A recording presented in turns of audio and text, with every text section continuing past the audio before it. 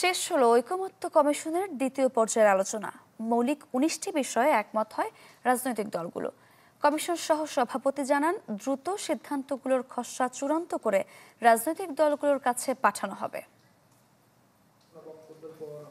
রাজনৈতিক দলগুলোর সাথে ঐকমত্য কমিশনের বৈঠক দেশের ৫৩ বছরের রাজনৈতিক সংস্কৃতির ইতিহাসে এক অভূতপূর্ব ঘটনা। রাজধানীর ফরেন সার্ভিস একাডেমিতে প্রায় ৩০টি রাজনৈতিক দলের অংশগ্রহণে দ্বিতীয় পর্যায়ের আলোচনার সমাপ্তি হল ২৩তম দিনে। মৌলিক ১৯টি প্রস্তাবে একমত হয় রাজনৈতিক দলগুলো। শেষ দিনে সংসদের উচ্চকক্ষ গঠন নিয়ে একমত হতে না পারায় কমিশন সিদ্ধান্ত দেয়, সংসদের উচ্চকক্ষ হবে ১০০ আসনের, আর সদস্য মনোনীত হবেন পিআর পদ্ধতিতে। কমিশনের পক্ষ থেকে ১৯টি বিষয়ে চিহ্নিত করা হয়, যেগুলোকে আমরা মনে করেছিলাম যে মৌলিক সংস্কারের ক্ষেত্রে গুরুত্বপূর্ণ।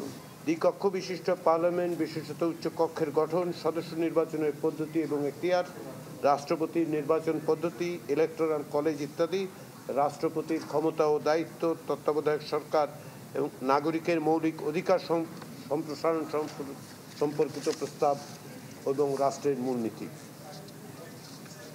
এই ১৯টি বিষয়ে আমরা ঐকমত্য এবং সিদ্ধান্তে উপনীত হতে পেরেছি। দীর্ঘ আলোচনায় বেশ কিছু সিদ্ধান্তে অধিকাংশ রাজনৈতিক দল একমত হওয়াকে ইতিবাচক হিসেবে দেখছে জামাত। তবে জুলাই সনদের আইনি ভিত্তি চান তারা। সিদ্ধান্তগুলোর বাস্তবায়ন নিয়ে সংশয় জানিয়েছে এনসিপি সহ কয়েকটি দল।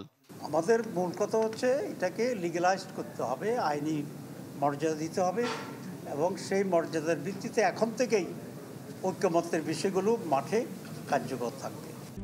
RICL TMX, যুগের পর যুগ স্থাপনা থাকে মজবুত। জুলাই সনদ সেটা যেন অন্তর্বর্তীকালীন সরকারের আমল থেকেই সেটা বাস্তবায়ন করা হয়, তার জন্য একটা আইনি ভিত্তি থাকে। তবে বিএনপি নেতা সালাউদ্দিন আহমেদ মনে করেন, জনগণের সার্বভৌম এখতিয়ারের ভিত্তিতেই এই ঘোষণাপত্র বাস্তবায়নে স্বাক্ষর করবে রাজনৈতিক দলগুলো। তাই এর চেয়ে বড় রাজনৈতিক সম্মতি আর নেই। যেখানে জাতীয় ঐক্যবদ্ধ হয়, জাতীয় ঐক্যমত প্রতিষ্ঠা হয়, গণ অভ্যুত্থান সৃষ্টি হয়েছে তো জাতীয় ঐক্যমতের ভিত্তিতে। পেশিবাদ বিরোধী জাতীয় ঐক্যমত্য গঠিত হয়েছিল বলেই ছাত্র গণ অভ্যুত্থান সংগঠিত হয়েছে। It is more than law.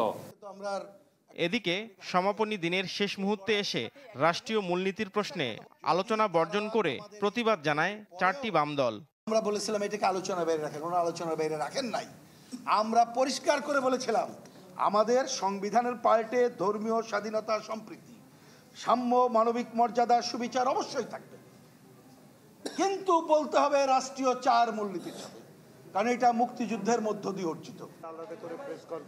Commission সহ সভাপতি জানান, দ্রুত সিদ্ধান্তগুলোর খসড়া চূড়ান্ত করে রাজনৈতিক দলগুলোর কাছে পাঠানো হবে। আমরা আশা করছি যে জাতীয় সনদে স্বাক্ষরের ক্ষেত্রে আমরা অগ্রসর হতে পারব। নাফিউল ইসলাম লিংকন, চ্যানেল 24, ঢাকা।